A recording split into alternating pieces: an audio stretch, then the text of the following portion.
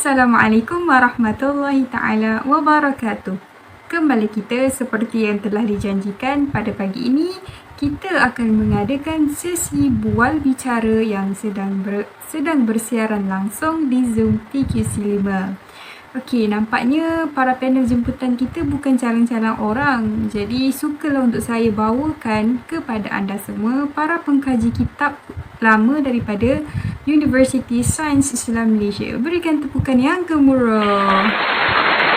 Wah, sungguh ceria muka para panel kita pada pagi ini. Jadi, berbalik kepada topik yang bakal kita kupas pada hari ini, iaitu mengenai kitab tip yang telah pun dikaji oleh para panel kita. Oleh itu, tanpa melengahkan waktu, saya memperkenalkan pada anda semua panel yang pertama, iaitu Cik Nur Raihanah binti Maksum. Ini saya ingin mengajukan satu soalan kepada Cik Raihanah.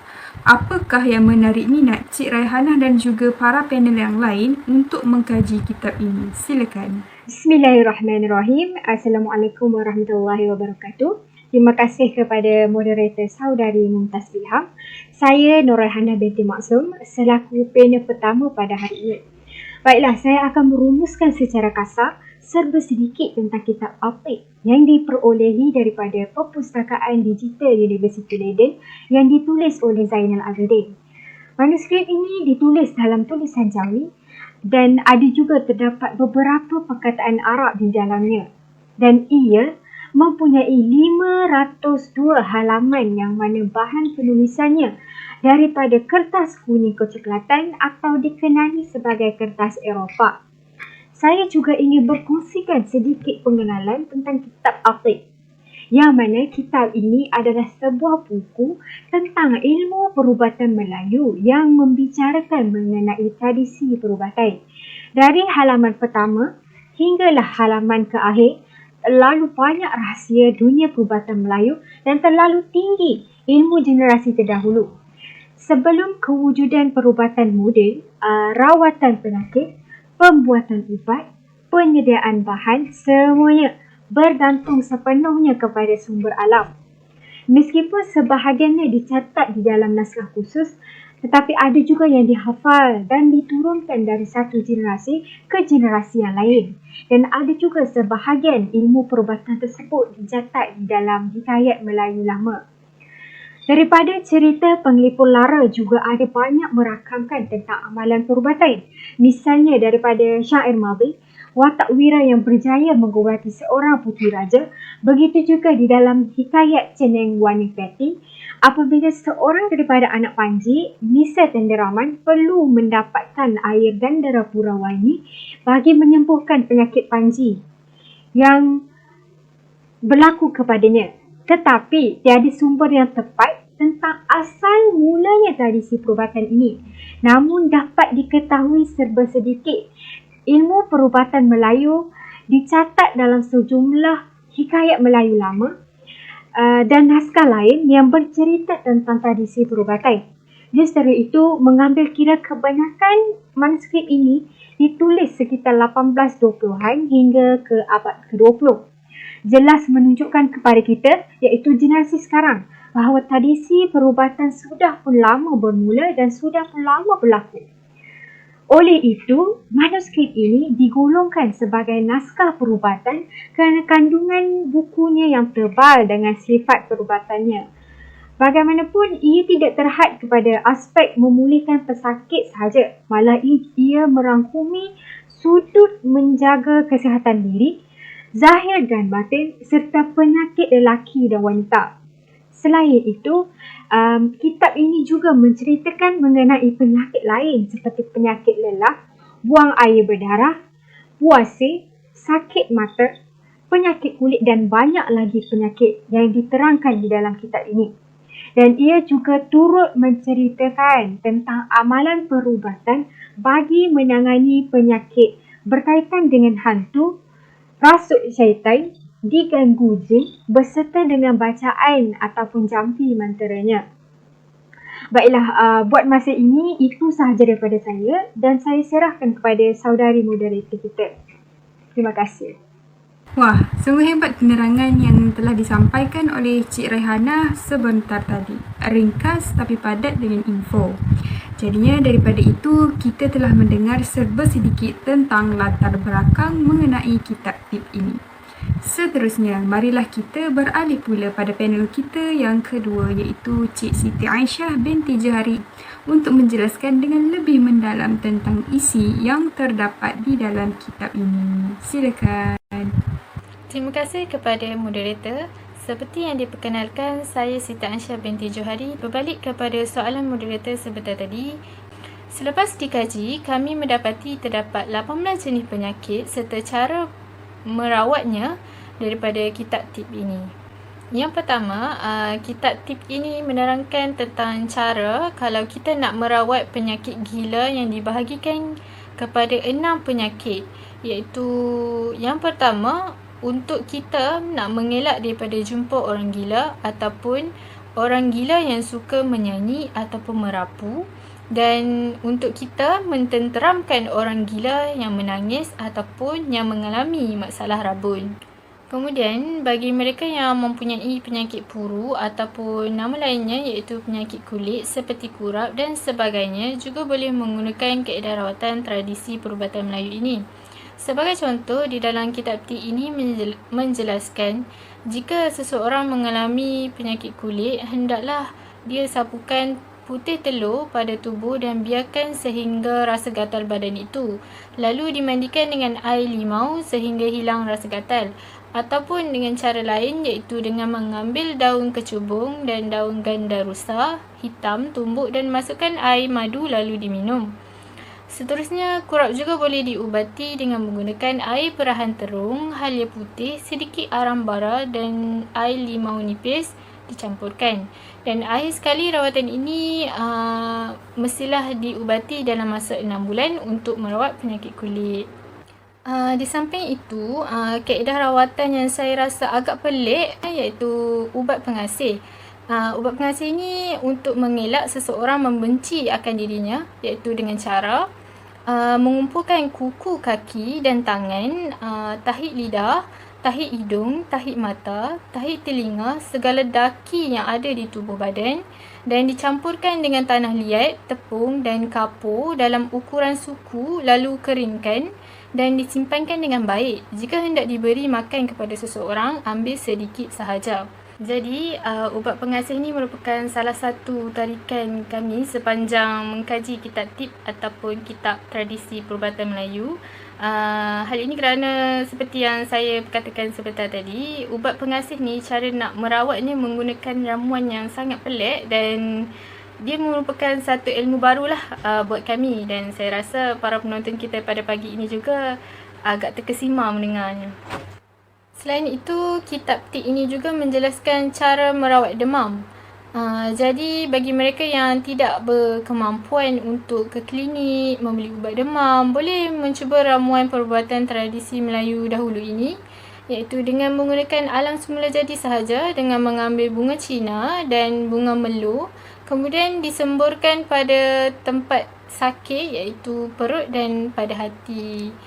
Saya rasa itu sahaja yang boleh saya kongsikan. Selebihnya saya serahkan kepada panel ketiga pada pagi ini untuk menerangkan selebihnya rawatan penyakit selain daripada yang saya jelaskan sebentar tadi. Assalamualaikum warahmatullahi taala wabarakatuh. Bismillahirrahmanirrahim. Terima kasih kepada moderator dan panel kedua kita pada pagi ini. Jadi, saya ingin menyambung analisis yang telah disampaikan oleh panel kedua kita sebentar tadi. Terdapat banyak jenis penyakit apabila dikatakan sakit tubuh. Jadinya di dalam manuskrip ini, penulis ada memberikan beberapa jenis penyakit yang dikategorikan sebagai sakit tubuh seperti sembelit yang terletak di bahagian perut, atau sakit seluruh tubuh, ataupun menyucuk-nyucuk pada tubuh, atau lenguh lumpuh pada bahagian badan. Ubat tubuh digunakan untuk merawat masalah-masalah di atas. Hamba berawal seperti Tok Bilal Abdul Aziz, beliau mengambil 40 biji buah pala, dimakan sebiji setiap hari selama 40 hari, yang mana sebiji dibelah kepada 3 dimakan pada waktu pagi, tengah hari dan juga malam. Jika berasa tidak elok dengan meminum, boleh juga diamalkan dengan mandi, namun masih dalam sukatan yang sama tanpa mengurangkan khasiatnya kerana banyak kebaikannya. Antara penyakit yang disebut dalam manuskrip ini juga ialah sakit terkena api. Terdapat dua kaedah untuk merawat individu yang terkena api pada tubuhnya. Pertama, dibacakan 3 kali, lalu ludahkan hanya pada tempat yang sakit sambil menyebut basmalah. Kedua, ambil nasi yang masih hangat, maka tampalkan pada kawasan yang terbakar supaya luka tersebut cepat kering. Analisis seterusnya adalah cara untuk menghindari tanaman dicuri orang. Terdapat 6 kaedah yang digunakan oleh para petani bagi mengelakkan tanaman mereka dicuri. Antaranya, ikatkan bayan ayam yang telah dibersihkan pada lidi ijuk dalam keadaan rapat-rapat, lalu salaikan di atas api dan disuratkan. Kemudian, masukkan ke dalam 4 batang buluh untuk dipasakkan 4 bahagian. Sekiranya pencuri terkena rasukan ketika mencuri, bacakan Qul Huwa pada air atau pinang dan diberi minum, insya-Allah akan kembali waras. Kaedah kedua adalah tuliskan surah Al-An'am ayat 103 pada batu dan bacalah surah An-Nisa ayat 84 ketika hendak tanam batu tersebut. Untuk pengetahuan para penonton sekalian, dalam manuskrip ini penulis juga menceritakan cara untuk orang yang hilang dan tidak ditemukan oleh orang yang akan dianggap sudah mati. Caranya dengan menggunakan ranting seperti lidi, bacakan surah Wad-Duha sehingga akhir ayat dalam senafas, lalu patahkan ranting tersebut sedikit demi sedikit dan bacakan 10 kali pagi dan petang. Kemudian tuliskan ayat 2 daripada surah Al-Fatihah dan ayat 8 daripada surah As-Saff pada kertas dan masukkan kertas beserta nasi dan garam dalam tempurung yang ditangkup, lalu ditanam tempurung tersebut di tengah kebun. Pemulihnya akan bacakan Al-Fatihah pada air, lalu gunakan air tersebut untuk mandikan dan diberi minum kepada individu tersebut.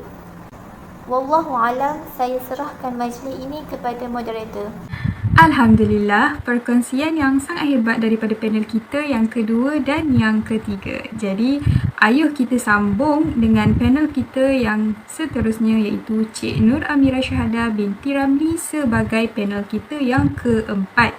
Kerana beliau kelihatan tidak sabar untuk mengutarakan pandangannya tentang kitab ini. Dipersilakan.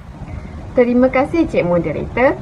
Baiklah, saya sudah tidak sabar untuk menunjukkan kepada para penonton kita pada pagi ini berkenaan analisa perkataan Arab dan perkataan Jawi Lama yang terdapat di dalam manuskrip ini.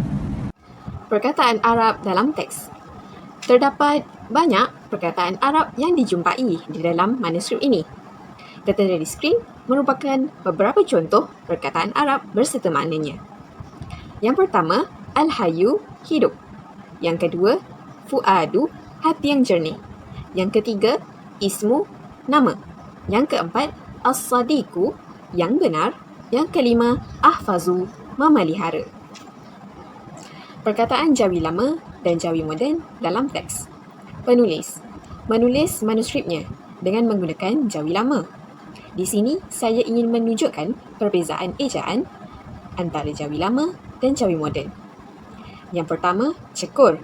Jawi Lama, ca, kaf, ro. Jawi Moden, ca, kaf, waw, ro. Ada tambahan waw. Yang kedua, Jawi Lama, kurap. Kaf, waw, ro, ba. Jawi Moden, kaf, waw, ro, pa. Ba digantikan dengan pa. Jawi Lama, kali, kaf, alif, lam. Jawi Moden, kaf, alif, lam, ya. Ada tambahan ya. Jawi Lama, seperti sin, fa, ro, ta. Jawi Moden, sin, pa, ro, ta, ya. Fa digantikan dengan pa. dan ada tambahan ya di hujung. Yang terakhir, rambut. Jawi lama, ra, mim, ba, ta. Jawi moden, ra, alif, mim, ba, waw, ta. Ada tambahan alif dan waw. Okey, Alhamdulillah. Maka dengan berakhirnya panel keempat, maka berakhirlah penjelasan daripada keempat-empat panel kita sebentar tadi. Dan banyak juga input yang dapat kita ambil daripada apa yang disampaikan oleh panel kita. Namun sebelum saya mengakhirinya, saya ingin mengajukan satu soalan daripada para penonton kita yang terkait dengan kitab yang dikupas sebentar tadi. Okey, soalannya berbunyi, adakah kaedah perubatan yang diguna pakai pada zaman tersebut masih lagi diaplikasikan dalam dunia perubatan zaman kini? Saya ajukan soalan ini kepada panel keempat. Silakan. Baiklah, saya akan cuba menjawab soalan tersebut. Perubatan tradisional masih lagi mendapat tempat dan dipraktikkan dalam masyarakat kini. Menurut kajian dan soal selidik yang dilakukan, perubatan tradisional masih lagi tersemat di hati para pengamal sejak sekian lama. Perubatan tradisional ataupun alternatif lain merupakan aliran perubatan yang selain perubatan moden yang diguna pakai di klinik-klinik dan hospital-hospital sekarang. Walau bagaimanapun, kedua-dua kaedah perubatan mempunyai matlamat yang sama, iaitu menyembuh penyakit, mencegah daripada berlakunya sakit dan menambah baik tahap kesihatan atau mengekalkan kesihatan sedia ada. Cuma jalan dan haluan yang berbeza. Dengan ini, maka berakhirlah sudah sesi bual bicara dan juga sedikit soal jawab kita tentang kitab tip yang dikaji oleh para pelajar dari Universiti Sains Islam Malaysia pada pagi ini.